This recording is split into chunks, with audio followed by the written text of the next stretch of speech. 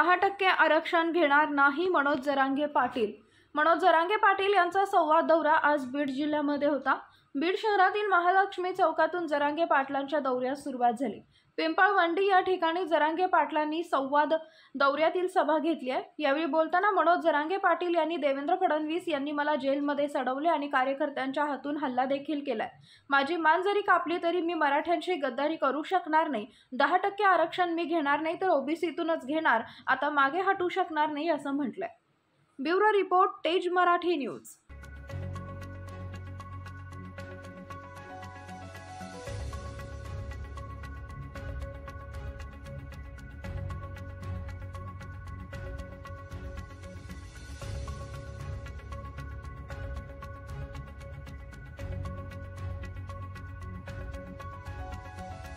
Doctor म्हणला असता काय कर, मी जर भेट असतो ना तर डॉक्टरला म्हणला असतं इकडे असं नाही, इकडचं 10-12 पोच वाटत आणि मग कोण मात गेलाय म्हणून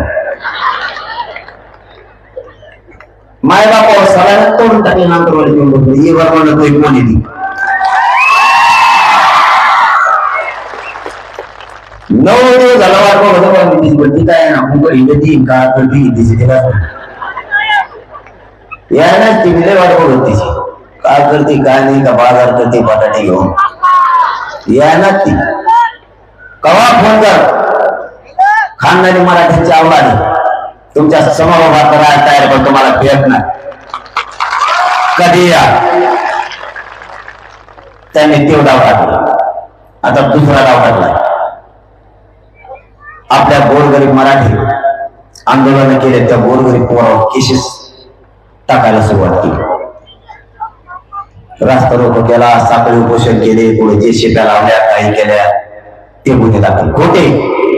माय बापावर तुम्हाला जाहीर सांगतो, राजकारणासाठी आणि लोकांसाठी आपण खूप गुन्हे अंगावर घेतलेले तिथून पाठीमाग आपण काय खुणे केलेले नाहीत। ते खोटे गुन्हे भोवद्या पुढे घेऊ नका, पण आता माग सर कोणाला आरक्षण घेतल्याशिवाय ते भुगतान करायला लागले, भेटेत का बघायला। आपण जर नाही दिलं त्यांना आरक्षण दिल्याशिवाय पर्याय नाही। तुम्हाला माझा या पवित्र देवस्थानाच्या ठिकाणी शब्द आहे, मराठ्यांना ओबीसीतून आरक्षण दिल्याशिवाय येईल सुद्धा वाटत नाही, मेळ वाटत नाही। यांच्या कोणात किती दम आहे आता बघायचं मला। चांगलं आमचं चाललं होतं दोघांचं, यांना अंगावर घ्यायची गरज होती ते यावल्याचं म्हणून ते तर कोणकडे गेलाय का हिमालयात गेला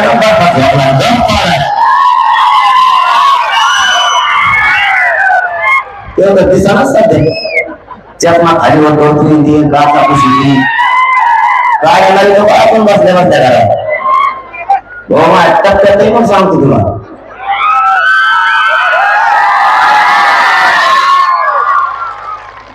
यांना वळवळ करू देत नाही, मी काळजी करू नका। आता यांनी तिसरा पर्याय सुरू केला, आपल्या जे चेहरा मुंबईचे बोर्ड नाही लावलेले ते काढायला चालू केले। कमून काढतो तुम्ही ते बोर्ड? काही कारण आम्हाला अधिकार नाही का? आणि लोकशाही प्रमाणे लावू शकत नाही का? बरं त्या बोर्डाला असं काही लिहिलंय का उद्या सकाळी 11 वाजता कापा कापी करण्यात येणार आहे? मग काढता जाऊन त्याच्यावर काही लिहिलंय का दहशतवादी ठिकाणी प्रशिक्षण घ्यायला या, उद्या सकाळी एका नकाला मूठ करा। अरे मग झालंय काय पंखा देतो त्याच्यावर काही पक्षाचं चिन्ह आहे का? आचारसंहिता लागली का? नाही काय रे लांब बोलत नाही,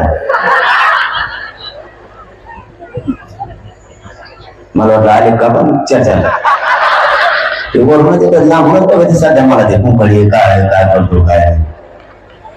आता ते बोर्ड काढायला चालू केले, ते बोर्ड पोलीस काढते।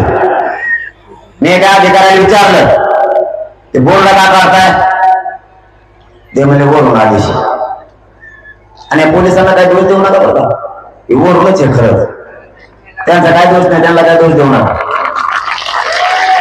एका अधिकाऱ्याला विचारलं बोलणं का काढताय, ते म्हणले वरूनच। मग जरशी वर सरकवलं मग वर सरकून बघावं कोणी वर गेलं त्यांना विचारलं काय कारण ते म्हणजे पाटील वरूनच मग आणखीन वर सरकवलं मेले वर सरकत असं तेव्हा कमिशनरला फोन लावला म्हणलं साहेब ते बोर्ड कम करायला चालू आहे ते म्हणजे पाटील वरूनच राहते मग आणखीन वर सरकवलं वर सरकारला पडतच नाही कारण मी याच्या मागत लागलो हात पाहिजे कारण त्यांनी माझ्या मराठीला 75 वर्ष वाढवून गेले त्यामुळे यांचं परत फिरायला करणंच नाही हे लग्न थेट मंत्र्यापाशी गेले तिथून आदेश मराठ्यांचा काही असलं तरी का खोटे खोटे दाखल करा त्यांना गुंतवा आता देवेंद्र फडणवीस साहेब सध्या खूप चांगल्या भूमिकेत काम करते ते भूमिकाच पार पडायचं ठरवलं त्यांनी नाही का ते आपल्या खेड्यात असतं बघा लेकरू जन्मलं ते त्याला 5व्या दिवशी नाव होते पाची बरोबर आहे 5व्या दिवशी नाव होते मग आपण आत्या धरून त्या आत्या त्याची काना भूमिती आणि त्याचं नाव घेतो सध्या देवेंद्र फडणवीस साहेब आत्याच्या भूमिकेत पोलिसांच्या काना भूमिती आणि मला याला अटक करणार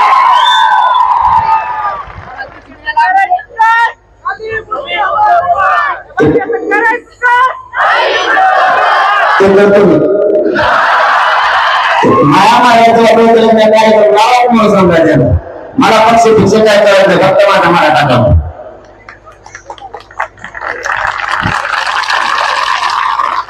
त्यांनी डाव टाकला आतापर्यंत सगळ्या षडयंत्र आम्ही त्याचे आणून पाडलेले हे काही यशस्वी होऊन गेलं नाही सगळ्यात जास्त मराठ्यांचा विश्वास आरक्षणाबद्दल शिंदे साहेबांवर होता देतील तेच देतील मी हे म्हणत होतो त्यांनी सुद्धा मर्यादा तोडली त्यांनी सांगितलं देवेंद्र फडणवीस साहेबांना बोलले ते कपड्यामध्ये होता याला बोलणे त्याला बोलणे द्या मग आरक्षण आणि कशाला बोलू तुम्हाला आमचा हक्काच आहे ते द्या ना तुमची नामची दुष्टी थोडी आहे द्या म्हणा देवेंद्र फडणवीस साहेब उद्यासाठी आरक्षण हेच मला ते तुम्हाला डोक्यात घेऊन नसतील हो पिंपळवंडीतून तुम्हाला माझा शब्द आहे मुर्दे बघायला कशाला निघाला मराठ्यांचे